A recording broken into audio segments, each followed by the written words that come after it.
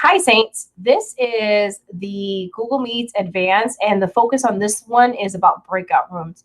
Zoom does offer breakout rooms, but if your alternative is you want to use Google Meets because it's within our institution, you can. With the breakout rooms, there's a few things you have to do ahead of time, so let's go over that right now.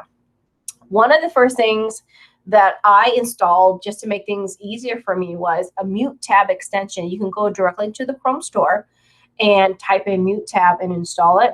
Next is utilizing the Pin tab option that's in our Chrome browser, and then creating our Google Meets through nicknames by using either the grid or the meet.google.com instead of going directly to the link that's in the classroom. And then you will place your students ahead of time where you want to place them in.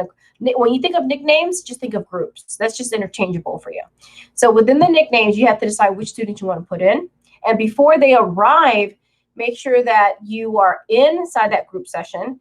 And then another thing is if you want to utilize a whiteboard, make sure that you have it created already and have the link available for students to go on. But once they also have the invitation, they can just type in the code there. There's like several options for you to do that. So let's pretend we have a class right now. And I have a class that I broke up into two groups. My first nickname is Fred, and my second nickname is Velma. These are my two groups. If you notice right here, this is the link. This link right here is the code to go to Explain Everything. Explain Everything is a free software. Of course, you can pay for more advanced features, but why even go there?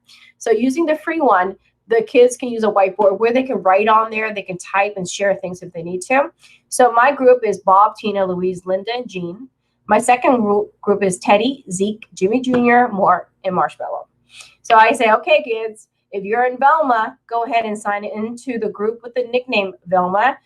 The Fred group, go ahead and sign into that one. Now, going back to this, make sure you're inside the group before then. All right, so now when we have shown that to the students, what we do is we go into the Meet beforehand. So before you even show the screen to the students, what you're going to do is you're going to go to your Meet session. So in order for me to do that, I go here, I go to my grid, or I can type directly meetgoogle.com. I have my Meet group here. It's going to ask me to join or start. I already have one, and I'm calling it Fred. So I'm going to go in. Make sure you guys are going in also muted, because you don't want all this background noise. And this is when you want to share it, but it's pretty easy just to type in the nickname. And when you are creating a nickname, make sure it's unique. Do not call it group 1, group 2, group 3. Make it unique. So if you're Mr. Garcia, you can say Mr. Garcia 1, Mr. Garcia 2, whatever you want to use it as, but make sure it's unique just to you and your class. So now that you're in, let's say you have several Meet groups going on. You have several breakout rooms, and you don't want to hear all this background noise when you're working with a set of students, or you're still on the original talking to other students. What you, of course, you do is you mute yourself right there. And another thing is you're going to use this extension. So whenever you guys are looking at extensions, they're all up here on your toolbar. And this puzzle right here will help you manage it. So I go over here to where it says Mute Tab. So what happens is when I click on that, it mutes it for me. So all the background noise is not there. So it's good. Let's say I have many tabs open and I'm focusing on a certain tab, like my original Meet with my students. So what I want to do instead of accidentally closing it is I right click it and I hit pin. So it goes all the way over here and is not active anymore. So it's good to go for me. So everything is set there. So I can go back to my original, which is right here where I was talking to my original group. And I had a breakout session with them.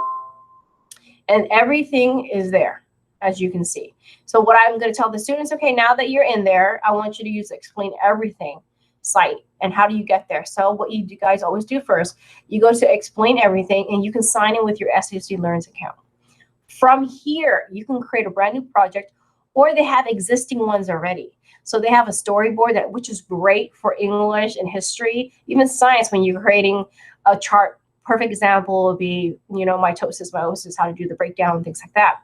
So if you want a brand new one, you can just click on it and create it. Now it's going to ask you, who do you want to invite? I want to create a blank one. I don't want a template. I want to start brand new from scratch. So here I am. Give it time to load. So once it's on there, it's going to ask you, do you want to join with the microphone on, or you want to mute the microphone and join? It's up to you. So I'm just going to mute it for now. because I already gave students directions on what to do. So this is a code to invite kids. This is where I got my code. So I click on there. It's going to say, okay, I can copy this link and I can have it in my Google Classroom ahead of time. I can have it where they go in there and I just post the code right there for them to join in. So you can add more people and all those things.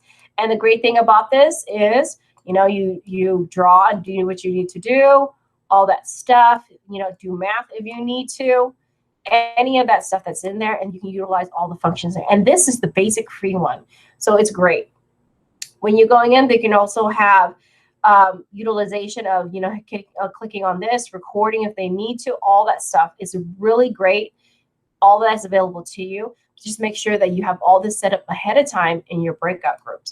And then that's it. That's how you would manage a breakout group. I would reuse the nicknames from my breakout groups. You can change the attendees, but reuse the name right there. And that's it. You guys have a wonderful day.